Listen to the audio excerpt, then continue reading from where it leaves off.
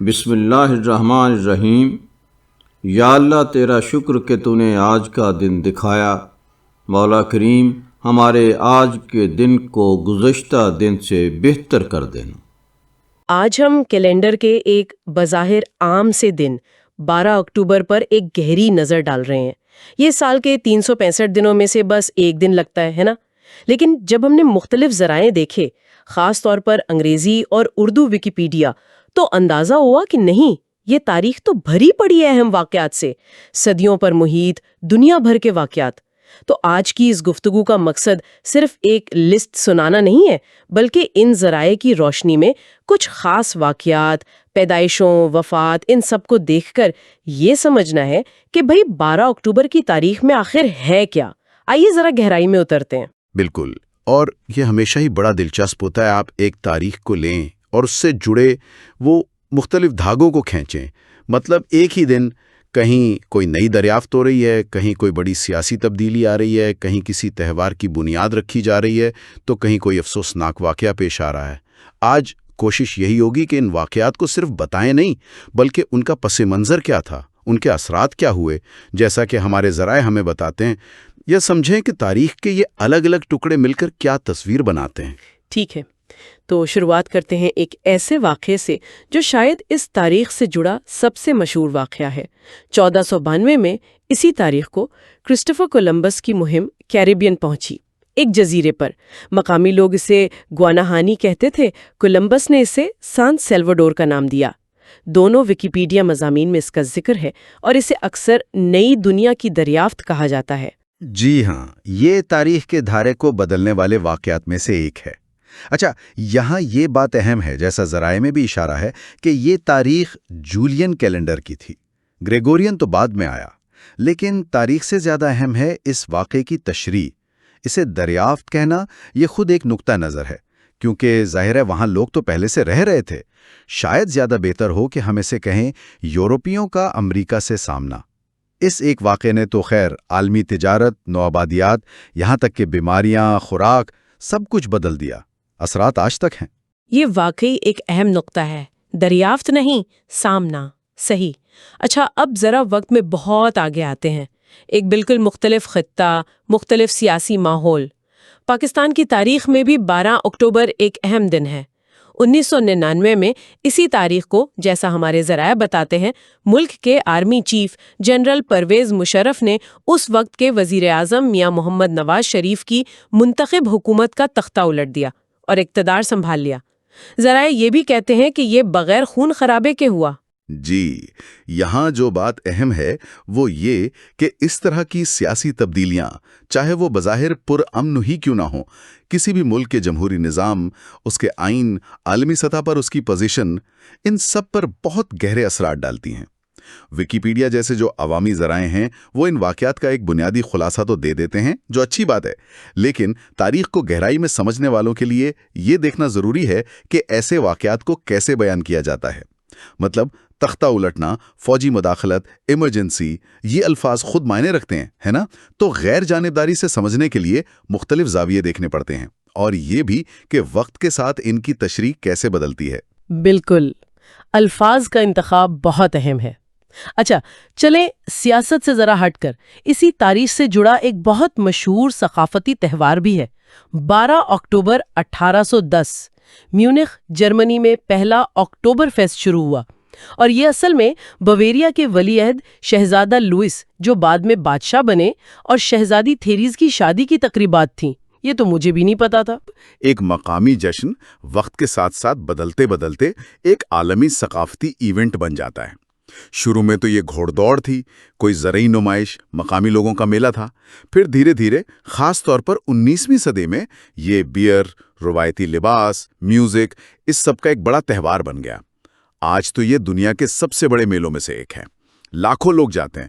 یہ دکھاتا ہے کہ روایتیں کیسے بنتی ہیں، کیسے پھیلتی ہیں، کیسے ان میں کمرشل رنگ آتا ہے۔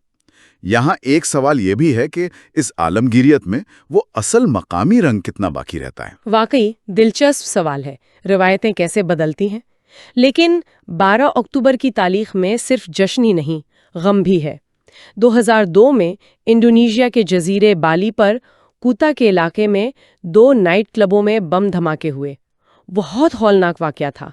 ذرائع بتاتے ہیں کہ 202 لوگ ہلاک ہوئے، زیادہ تر غیر ملکی سیاح، اور 200 سے زیادہ زخمی.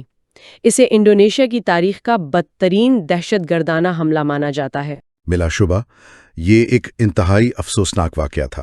یہ صرف نمبرز نہیں ہوتے، یہ زندگیاں ہوتی ہیں، کہانیاں ہوتی ہیں جو ہمیشہ کے لیے بدل جاتی ہیں. بالی بم دھماکوں نے صرف انڈونیشیا کو نہیں، پوری دنیا کو ہلا دیا تھا. اس سے وہ جو عالمی سطح پر دہشت گردی کے خلاف جنگ کا ماحول تھا وہ اور پختہ ہوا. اس سے یہ بھی سامنے آیا کہ سیاحت پر انحصار کرنے والے علاقے کتنے کمزور ہو سکتے ہیں، اور یہ بھی کہ مقامی شدت پسندی کے رابطے عالمی سطح پر کیسے ہو سکتے ہیں. تاریخ کے یہ تاریخ باب ہمیں بہت کچھ سکھاتے ہیں، انسانی کمزوریوں کے بارے میں بھی اور مشکل وقت میں اکٹھے ہونے کی طاقت کے بارے میں بھی. بالکل، یہ تاریخ کی تلخ حقیقتیں ہیں. اچھا، اب کچھ شخصیات کا ذکر کرتے ہیں جن کا تعلق 12 اکتوبر سے ہے. ہمارے ذرائع بتاتے ہیں کہ کئی اہم لوگ اس دن پیدا ہوئے اور کئی رخصت ہوئے. مثال کے طور پر اردو ویکیپیڈیا کے مطابق 1938 میں آج ہی کے دن ہندوستان میں ندا فاضلی صاحب پیدا ہوئے. اردو کے مشہور شاعر، گیت نگار، مکالمہ نگار. ندا فاضلی صاحب، جی ہاں، ان کا کام تو واقعی اردو ادب اور بھارتی فلموں دونوں کے لیے بہت بڑا سرمایہ ہے. ان کی شاعری میں جو سادگی اور گہرائی ہے، انسانی رشتوں کی بات، وہ کمال ہے. ان کے گیت آج بھی لوگ گنگناتے ہیں. اور دوسری طرف انگریزی ویکیپیڈیا سے پتہ چلتا ہے کہ 1935 میں اسی تاریخ کو اٹلی میں پیدا ہوئے لوسیانو پاوروٹی، اوپیرا کی دنیا کے بے تاج بادشاہ، شہر آفاق ٹینر. پاوروٹی، کیا آواز تھی! انہوں نے اوپیرا جیسے کلاسیکی فن کو عوام تک پہنچایا. وہ جو 3 ٹینرز کا کانسیپٹ تھا، اس نے تو کروڑوں لوگوں کو اوپیرا سے جوڑ دیا. ان کی آواز میں ایک جادو تھا. اور دیکھیں کتنی دلچسپ بات ہے، ایک ہی تاریخ 12 اکتوبر ادب اور موسیقی کے 2 بالکل مختلف علاقوں، زبانوں کے اتنے بڑے ناموں کی پیدائش کا دن ہے. بالکل، اور اسی طرح وفات کے حوالے سے بھی یہ تاریخ اہم ہے. اردو ماخذ کے مطابق 1970 میں پاکستان کے ایک اور اہم جدید شاعر مصطفیٰ زیدی، ان کا انتقال ہوا کراچی میں. مصطفیٰ زیدی، جی، جدید اردو نظم میں ان کا بڑا نام ہے. ان کی شاعری میں ایک بغاوت تھی، رومان تھا، سماجی شعور تھا.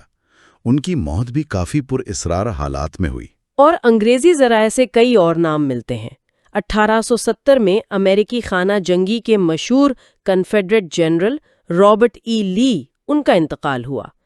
تاریخ کا ایک متنازع کردار لیکن بہت اہم. رابرٹ ای لی، ہاں، وہ امریکی تاریخ کی ایک پیچیدہ شخصیت ہیں. ایک طرف ان کی فوجی مہارت کی بات ہوتی ہے، دوسری طرف وہ کانفیڈریسی کی علامت ہے جو غلامی کا نظام قائم رکھنا چاہتی تھی. ان کا ورثہ آج بھی امریکہ میں بحث کا موضوع ہے. یہ یاد دلاتا ہے کہ تاریخ کی شخصیات اکثر سادہ نہیں ہوتی. پھر کھیل کی دنیا سے 1999 میں، یعنی اسی سال جب پاکستان میں وہ واقعہ ہوا، باسکٹ بال کے عظیم کھلاڑی ولٹ چیمبرلین کا انتقال ہوا. ایک میچ میں 100 پوائنٹس. یہ ریکارڈ تو شاید کبھی نہ ٹوٹے. ولٹ چیمبرلین تو باسکٹ بال پر چھا گئے کہ ان کے ریکارڈز، ان کی جسامت، کھیل پر ان کا اثر، وہ سب غیر معمولی تھا. وہ کھیل کو بدلنے والے کھلاڑیوں میں سے تھے. اور آخر میں موسیقی کی دنیا سے ایک اور نقصان.